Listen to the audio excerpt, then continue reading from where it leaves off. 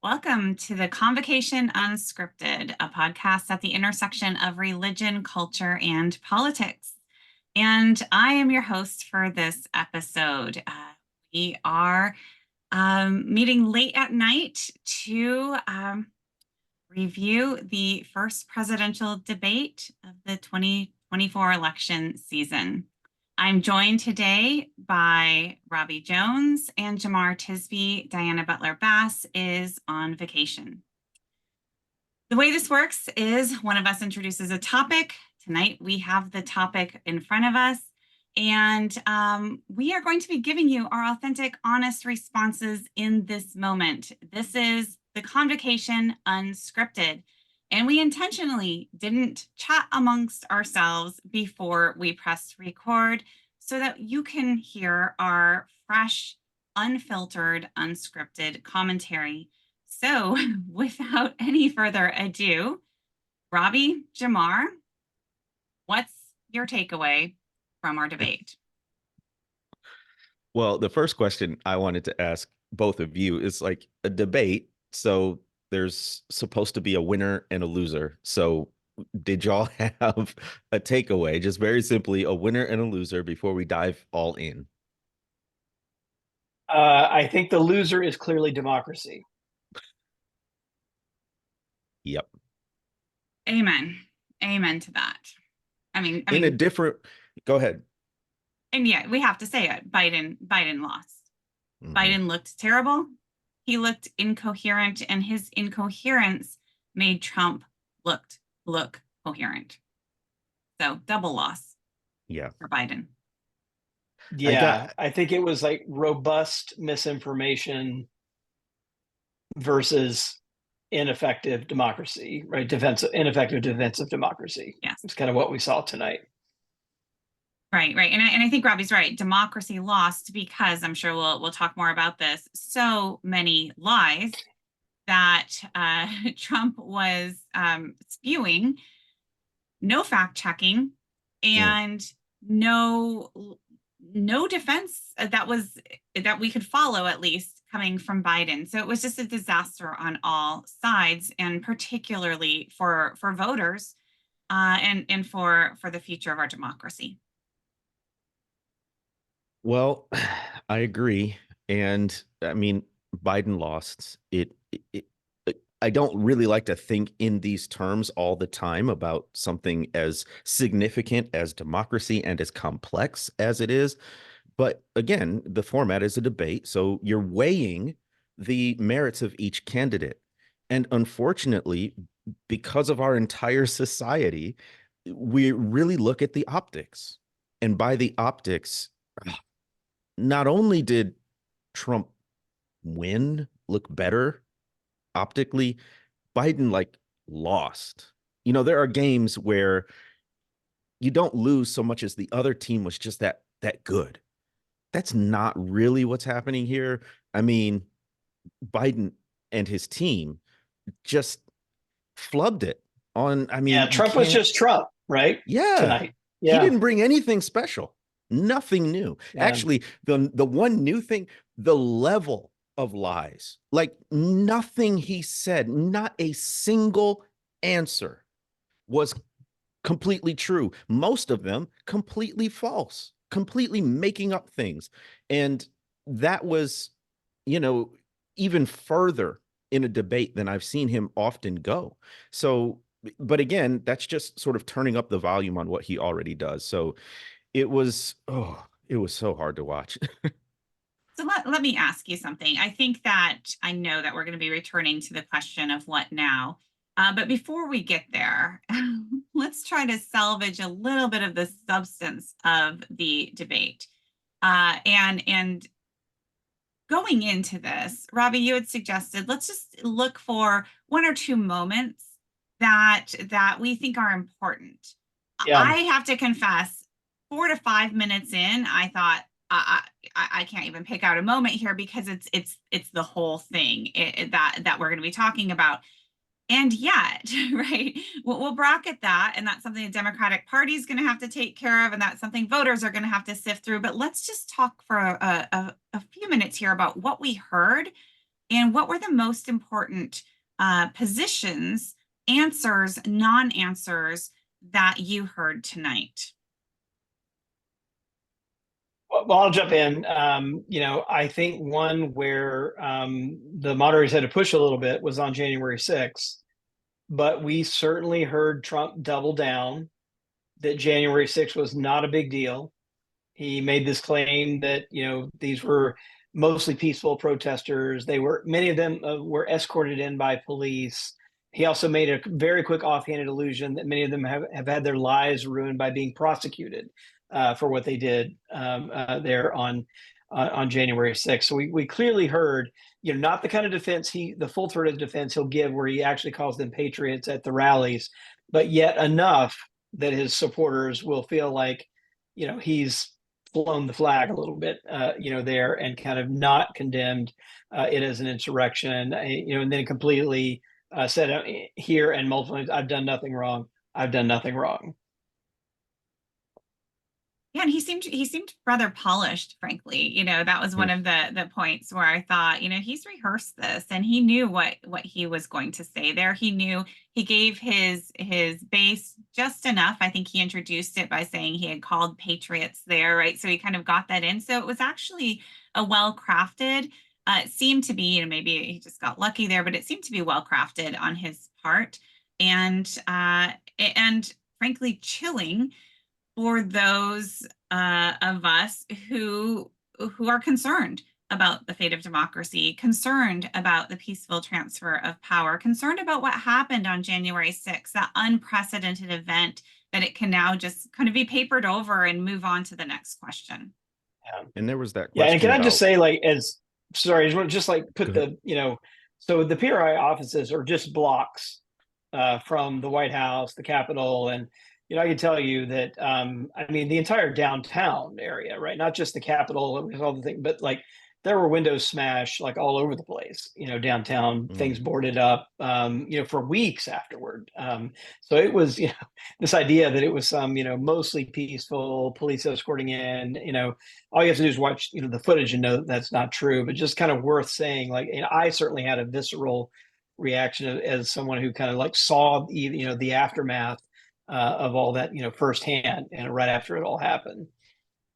Just fact checking. What was that part about? He was saying, he knew there was going to be a big crowd, and so he recommended, troops or National Guard be called in advance. I think is what he was alluding to. That's just completely false, right? Yeah, completely false. Yeah. Yeah. So this isn't one of my two takeaways per se, but to the point of, essentially this being Biden's to lose on the issues, on the merits, if you will, that was a slam dunk.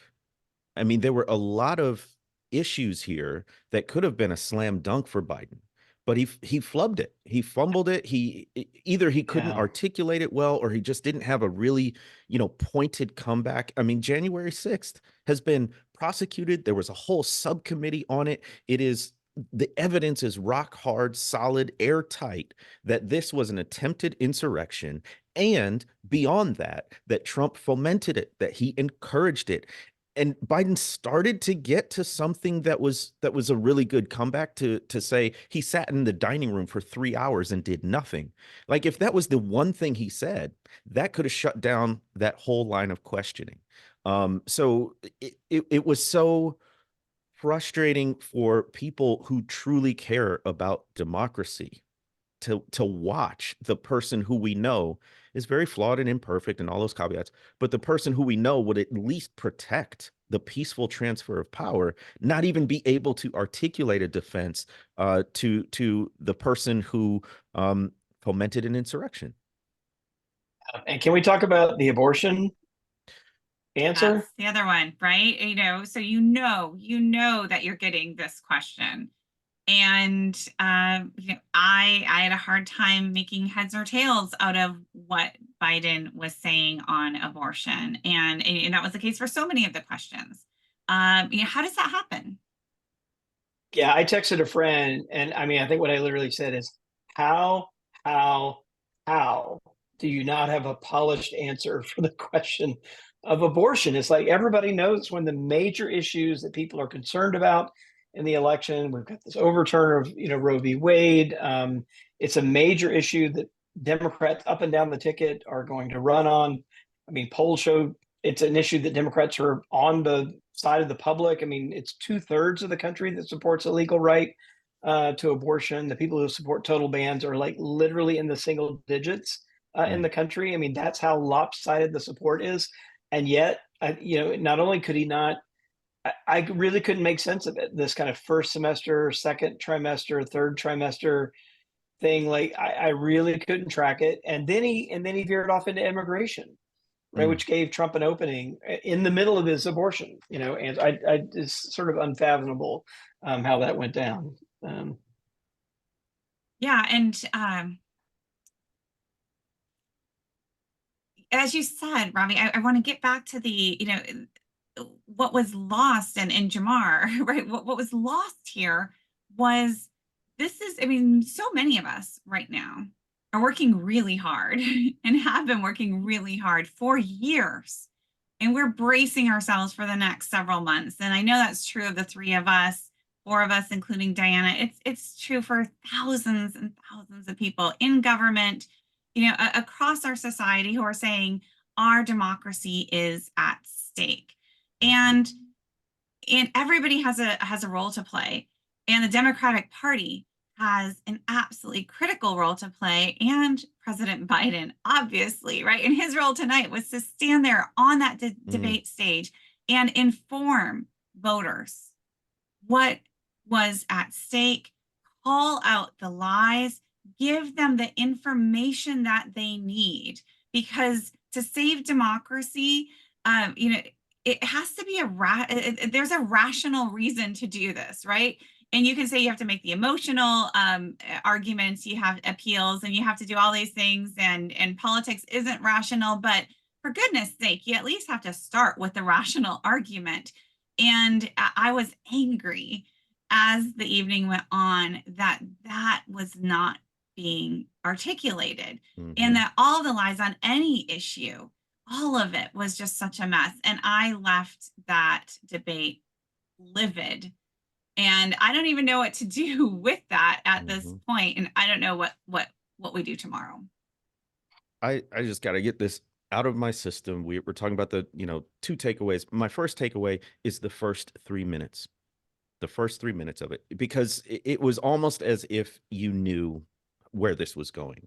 I was hoping that President Biden would come out with a State of the Union level of vigor, pointedness, all of it. He did well and exceeded expectations in the last State of the Union. That's what he needed in this debate from the optics standpoint. But within the first 3 minutes, 2 minutes, honestly, when I turned it on and just saw the side by side, I was like, oh, he looks pale, tired, fragile. And to me, that's not the end of the story. And I kind of make myself sick even starting here, because that's what all the commentators did afterward. And I'm like, but what about the issues? What about the substance?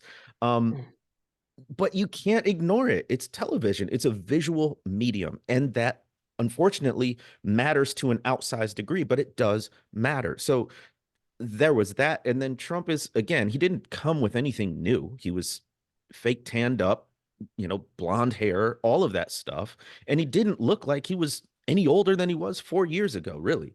Now that makes sense. He's just been golfing, but yeah, in and out of courts, right?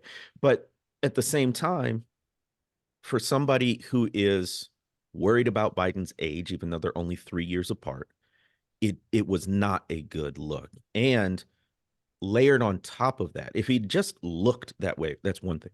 But layered on top of that, the answers, meandering, incoherent. And I do think we ought to say something about the speech impediment, right? They're both given the same amount of time, which, is that completely fair? I don't know. But perhaps, given a little bit longer, given some accommodation, maybe would have gotten a little bit more, but I don't think it would have been so much more as to sway, the way this thing went. So that I got to get it out. I don't think it's the most important thing, but it is a thing. Man, I wanted him to have less Yeah. time, to be honest, right? And that says a lot. You know, in terms of moments, I'm with you on the first 3 minutes there, first 2 minutes even, and I knew that was going to define, even if things picked up after that, which, you know, maybe an hour in, things started to pick up a little bit. Biden seemed to be himself, and then that was gone again. So those first 3 minutes, absolutely critical. Another jarring moment that we haven't talked about for me was foreign policy, and particularly with regard to Putin and Ukraine. And there too, right, what was lost is not having a strong presentation to the country about what Trump stands for there, and the danger that he is putting the free world in, if we hand him the reins again. And so that was another really disappointing moment, and it grieves me that all of these important moments are completely overshadowed, right? There's going to be no focus on the actual issues for, I don't know, several weeks at least. You know what, though, Kristin, I think if we read the transcript on NATO and Ukraine, I think the argument was actually there. It's just the delivery was sort of like piecemeal. It appeared in several different places, and it was fragments of it. Because, you know, he did get in. Do you think he's going to stop at Ukraine? Right? If he, what about Poland? But it was sort of like and also mixed in with another answer, or, you know, then it went off to something else. It wasn't like a coherent, like, okay, let's talk about Ukraine and like why this matters, why we should be there, why we should be supporting it. There just wasn't that. It was just kind of this. Yeah.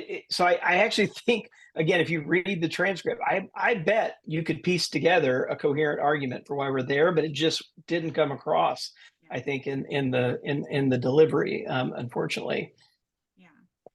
Yeah, and I think that, you know, a few times I tried to tell myself it too, like, you know, thinking of the classic, you know, Kennedy Nixon debate of, okay, if you're reading the transcript here, if you're, you know, what are you getting? And I mean, still is pretty iffy in places, but there were other places where there were a lot. I didn't feel like Biden didn't prepare, right? He maybe over prepared. He had a lot of stuff in his head. He just couldn't present it coherently, which really matters, right? It matters for a debate.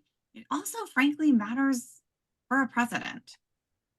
I thought about Nixon too. That's funny you mentioned that. I did. I think, oh my God, this is Biden's Nixon debate moment with the sweaty, you know, forehead, you know, and just looking uncomfortable and not, you know, connecting in that way, just looking like very, very uncomfortable. And it certainly hurt Nixon. I think it's certainly going to hurt Biden.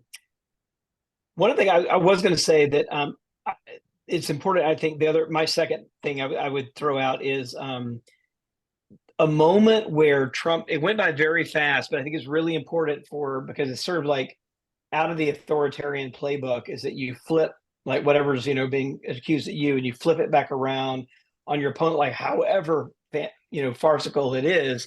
And there was a moment where Trump actually said to Biden that Biden had indicted Trump. Right? He sort of said it was you, Biden, that indicted me, which is, of course, a complete fabrication and a complete distortion of how the justice system works. And Biden has actually done very well to stay well away from all of those prosecutions. And yet, you know, here's Trump just flat out lying, right? But in a way that then says, see, he's going after his political opponents, just like people are accusing me of going after my political opponents. And in fact, he's already indicted me. And to that point, another moment where Trump flipped it was on the felony convictions, which was another slam dunk moment, or should have been, for Biden. Yeah. And then Trump gets asked that question, and then he turns around and talks about Hunter Biden. And it was mind-boggling that, in my view, President Biden didn't really have a good rebuttal or comeback, right? I think he said the only convicted felon, you know, on this stage is standing right next to me, kind of a thing. But for Trump to go and attack his son and all of that going on and not really dwell on the fact that this man was convicted on 34 felony counts unanimously by a jury of his peers, that, like, done. Like, that's the only thing you have to say in the entire debate. And you would have won on substance and merit alone, and he didn't even get that part. So but my next, I think, second standout moment is not a moment, but it's CNN. It's the moderators, but even before that. So there was a big hullabaloo online that CNN had refused press credentials to any Black news outlets. I don't know if they reversed that later, but there were no specifically Black news outlets that were granted credentials, and there were literally dozens and dozens of journalists who were granted access here. So it wasn't a question, in my view, of numbers, right? So that was one thing. But then in the debate itself, it was a choice. It was a choice for the co-moderators not to fact check. Now, I think there's a reasonable line where you let people talk, let them, sort of do what they do and let the viewer or the voters decide. But there were so many, I mean, every single answer. And even if you just cherry picked a few of the big ones, that would have made a difference. But the effect of literally putting them side by side on television, letting them each talk for the same amount of time as if they're even in the same epistemological universe, I think is a disservice to the people. I mean, in any other debate, you take it to a high school debate, right? If you're not if you're not trafficking in actual facts, that's going to be a mark against you. But it doesn't seem to have made any difference in this. And I wasn't expecting them to stop him every sentence, every statement. But on some of it, just a little bit of it, be like, actually, Mr. Trump, this is what the facts said. How did y'all feel about how CNN, how the moderators did? Yeah, I agree. Well, Go ahead. Yeah. I was just gonna say, No, I agree with you on that in terms of the format was. I'm not a big fan of political debate anyway. In terms of, it's so performative. And it is hard to really get at the issues, and there's so much spin. This one seemed, in all ways, worse than most. When it started, I thought, first of all, one difference here is there's no studio audience, right? Mm-hmm. And I thought actually that was a good thing going in, right? Particularly the way Trump plays to the audience and riles folks up, and in ways that distract from the substance, right? I wondered if that didn't affect Biden some too, because I think he likes to connect with people and connect, and maybe that was one of the many things that was challenging to him. But the lack of fact check, and then that just the back and forth like that, I think it was really, it did do a disservice to viewers and to voters. Robbie? Yeah, I think this is going to go down as an end of an era of presidential debates. Like, I think we will look back at this moment and say, this is when the presidential debate kind of practice of democracy and the way that we've done it in the modern era ended, was tonight. What you think back, so it's the first presidential debate that's not been coordinated by the Commission on Presidential Debates since 1988. So back in the 80s, there was this bipartisan committee formed to kind of negotiate with the networks and the campaigns about and there was going to be 3 presidential debates, 1 vice presidential debate. There was like a format to it. The rules were kind of structured by the committee and agreed to by the campaigns and the networks.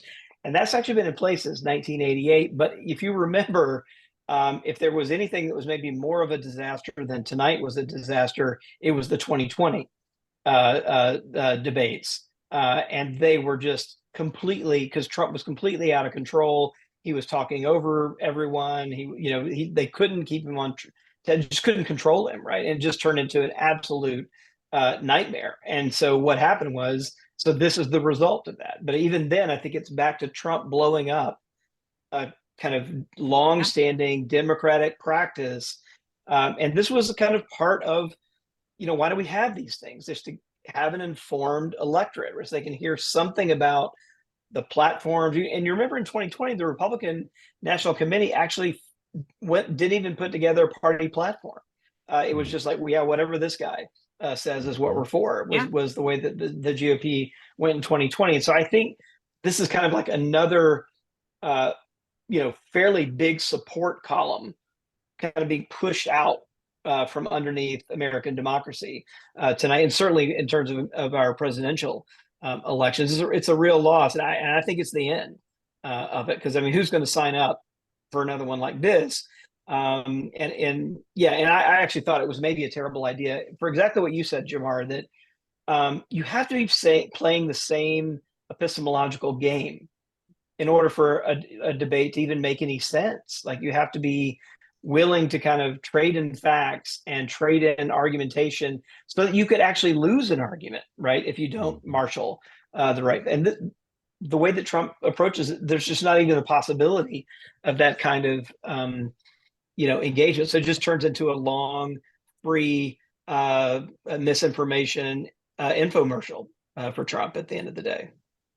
Going back to Kristin's point about the lack of a live audience, I think that probably maybe did affect Biden, but I think it actually maybe could have worked to Trump's advantage not to have an audience there, because when there is an audience there and he plays to them, he starts amping up stuff even more. He starts getting more belligerent, the lies get even bigger, and then he exposes himself for the narcissist and pathological liar that he is, right? So not having that audience there, he could sort of bring it down. He could moderate himself a little bit. He could be more disciplined, more chill. And even though his words, when you look at the transcript, are just as bonkers as ever, it might have been even more so if there was a live audience that was, booing or clapping or whatever it was that he could play to. And so that made him look, more reasonable, more staid, more subdued, all of those things. My wondering is, well, I think it's two things. One, if this is the debate, the end of debates as we know it. First of all, I didn't know about this committee wasn't in on it. This bipartisan committee wasn't in on it. I think that's a really big deal, and I don't know what happens from here. At the same time, we won't always have a candidate Trump. It could be in the future, and then I'll get to this part if we even get to that future, right?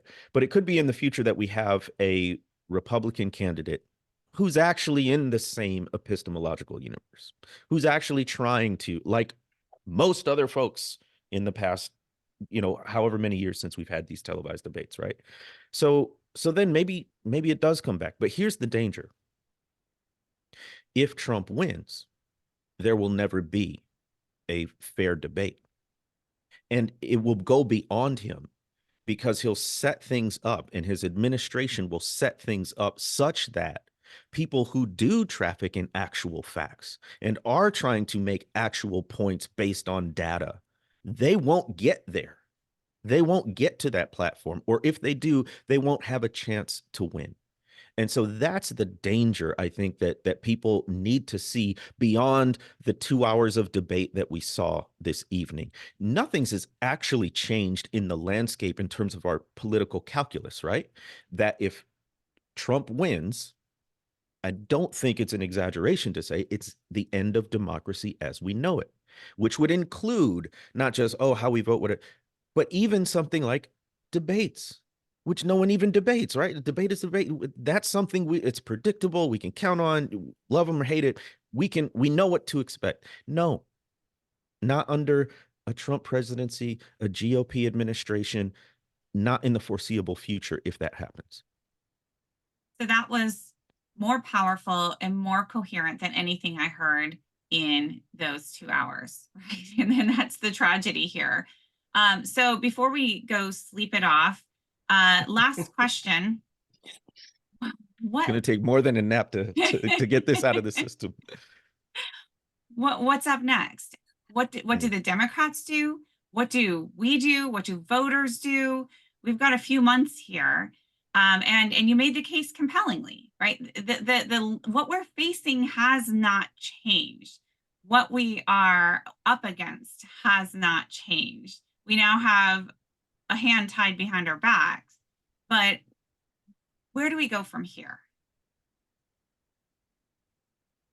Well, I think there's going to be a serious conversation about Biden's viability going forward. I really do. I mean, there's been those kind of hushed, conversations and kind of quiet corners of the cafes and power circles. But I think that I'm already seeing it. Right, you're already seeing it online.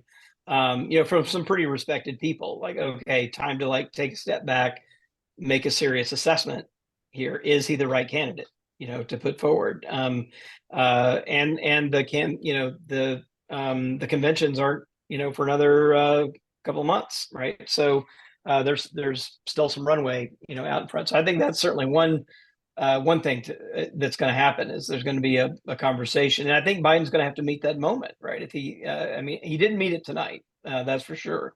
So I think he's going to have to figure out, is there another way to meet it, and convince Democrats that he's the right person to have at the top of the ticket.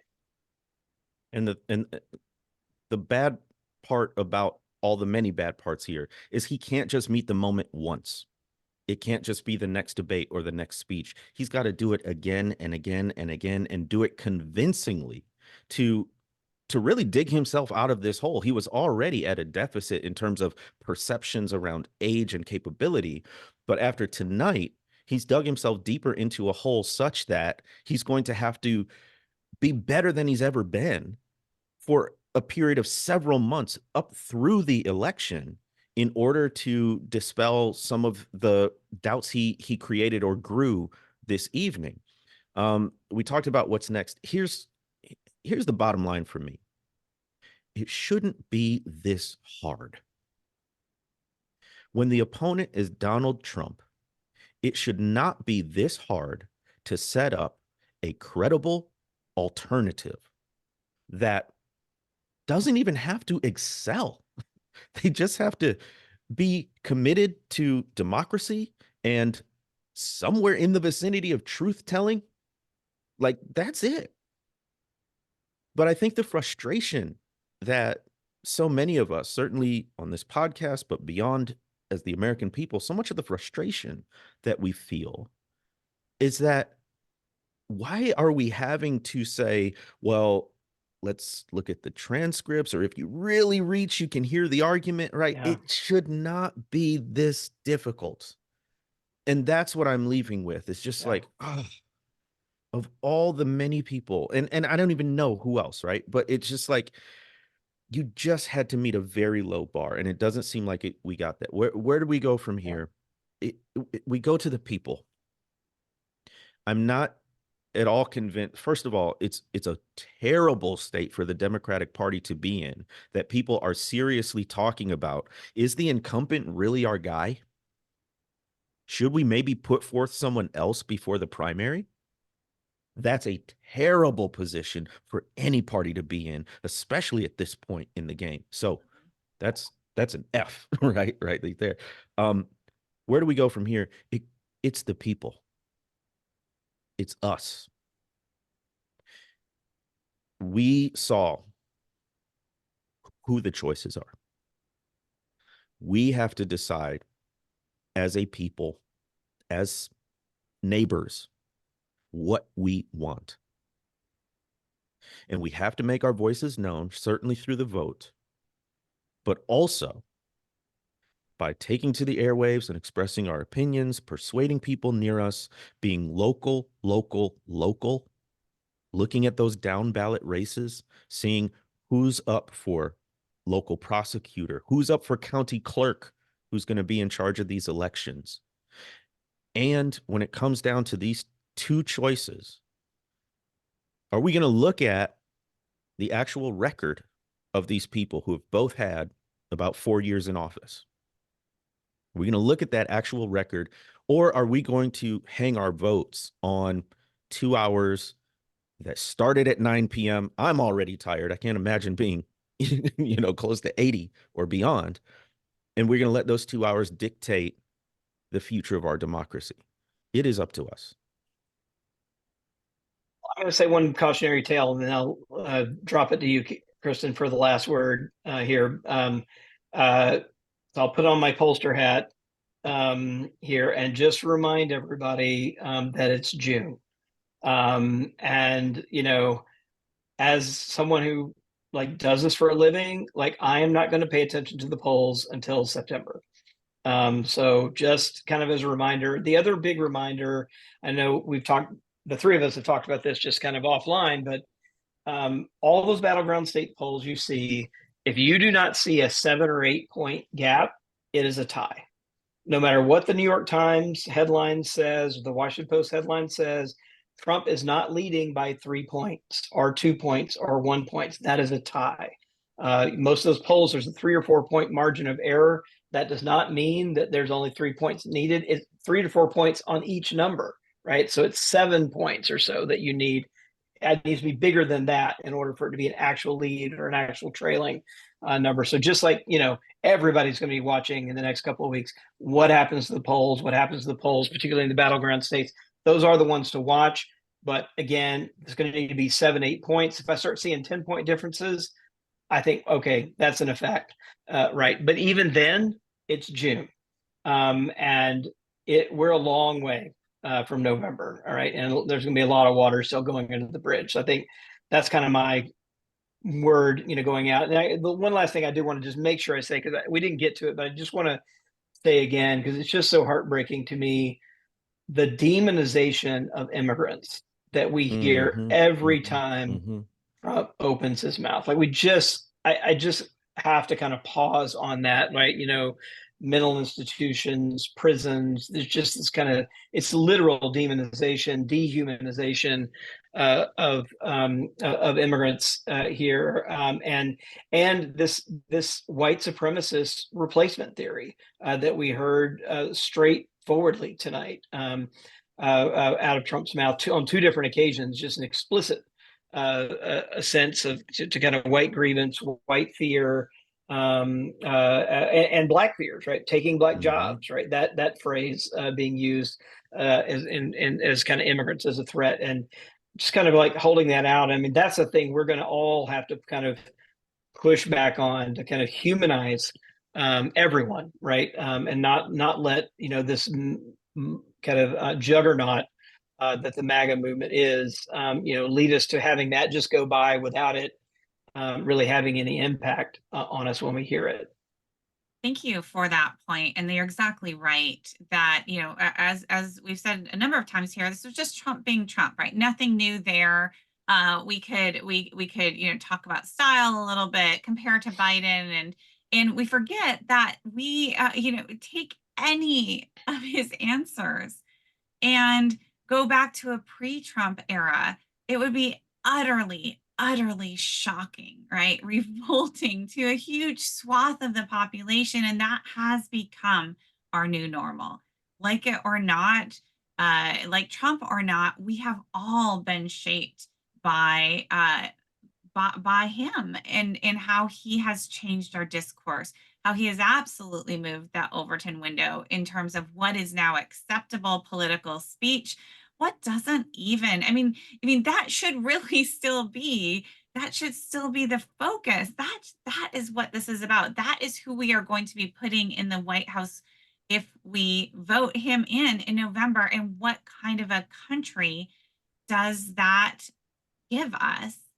And can we ever get the old country back? Do we get another chance, right? And I think that's the urgency here that I think we can end with for tonight, at least.